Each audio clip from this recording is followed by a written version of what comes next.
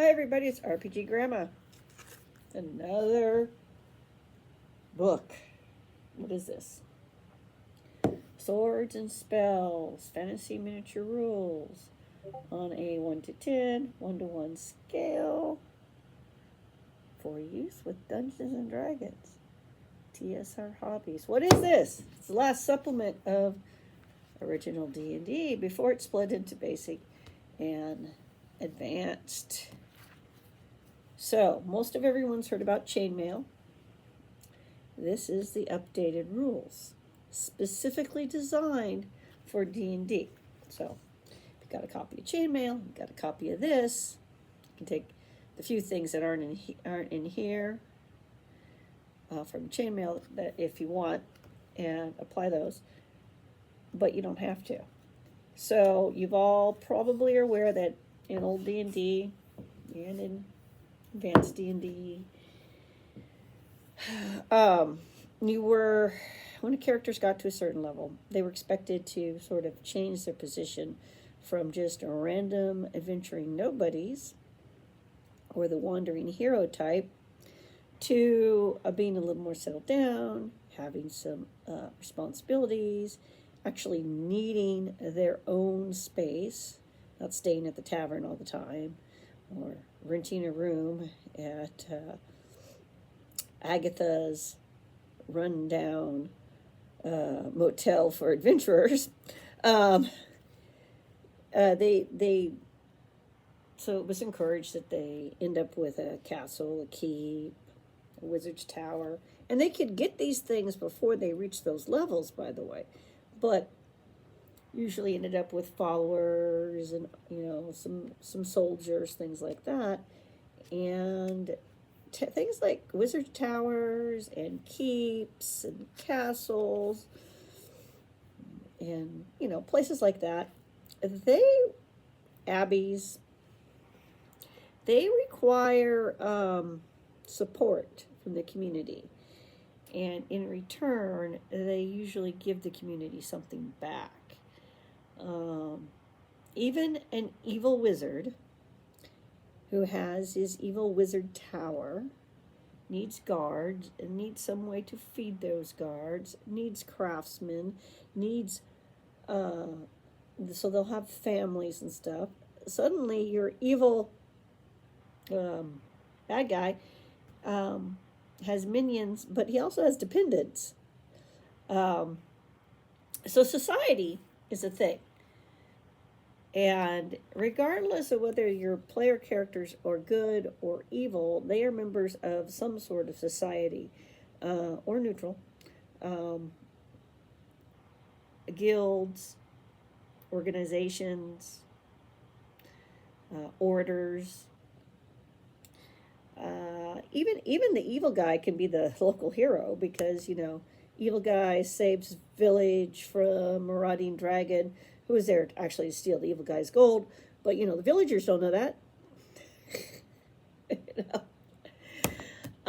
So the thing is, it was expected that the characters would mature. They'd still go adventuring and do stuff, but they would be doing it on a bigger, more epic scale. And by epic, it didn't just mean scaling up to a bigger, badder monster. It meant more like world-changing events. So then you needed rules for mass combat. And most people are like, yeah, we keep seeing these references. What are those rules? And how come they just stuck with chainmail? Well, they didn't. They came up with a version of the rules, which are for D&D. They include like the monsters, how to operate the monsters. So it's got more critters and discussion on that. What kind of armor the elves would be wearing versus your men at arms in an army. Things like that. It's covered in this book. And it's interesting that so many people haven't even looked at it. I picked this up a long time ago, and I have looked at it. I just haven't done any mass combats. But maybe I should sit down and do a playthrough. but also like spell casting. So they have things that are immediate effect. They have things that take half a turn preparation. They have full turn preparation and 1.5 turn preparation. So this is important. Artillery. They have a spell chart, range, area effect, time duration. It's got like all the spells that were available when this was originally printed in 1976, and then again in 6 printing, 1979, which would be this book, and then this one was reprinted in 2007. This particular book I have. Obviously, TSR was, I think, already gone by then, but in fact, I know it was. But for whatever reason, it's a faithful reprint. So, this is the book you've been looking for. Now, I've played around with Chainmail because I needed to figure out another TSR game that had mass combat. And to understand Chainmail, I had to go look up other older games at the time. And I was trying to figure out how to run this older game, Warriors of Mars, the mass combat in it.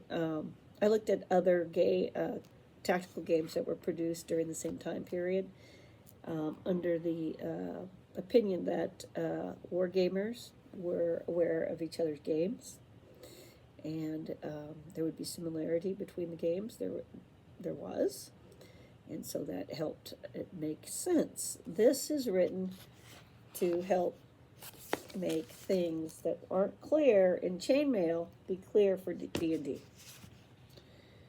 You have damage matrices. They have explanations about how you handle hit points differently.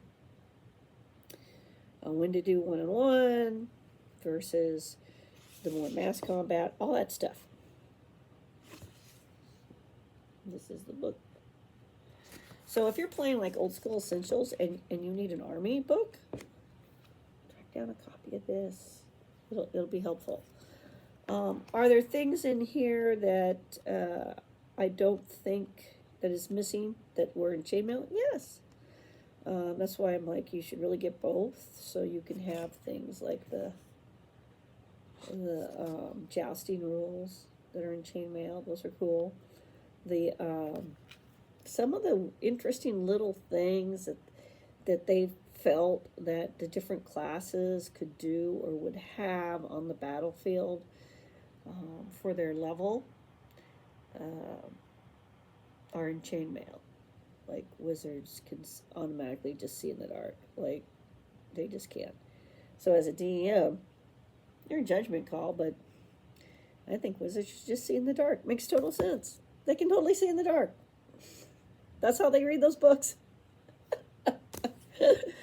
But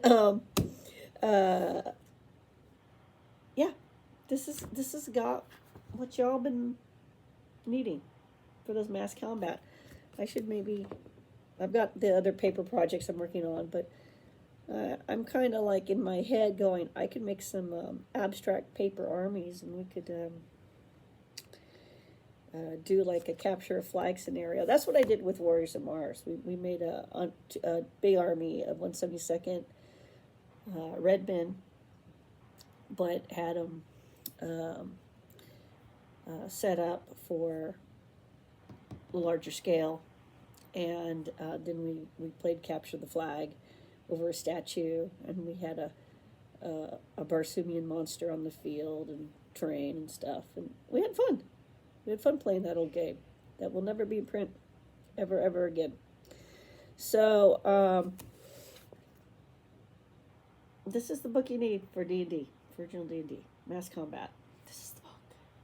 This is the book. Swords and spells. Everybody have a great day. Talk to you later. Bye.